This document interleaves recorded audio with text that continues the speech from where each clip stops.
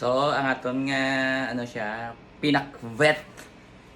So, ang ginamos, kin-separate ko lang siya kay allergy dito sa ginamos. So, dasin, may nga lagi ka, ang ginamos, hindi, ano, hartihan, ha. O, ma-hospital, bisa di karon bis balay ka mo pa-hospital. No, so, kin-separate ko lang ginamos. Kaya kung nagkakaon sa ginamos, di sila ya allergy sila. So, hindi tayo papilito ng mga tao nga wala kakaon sa ginamos kung allergy sila. Diba? Yan. So, bubod try na do corn beef ah. Nun. Tapos yung mix ko lang yung bakaw gagang init na kanto kay pra gatalbong agi amlo. Ito nga una nga first bite.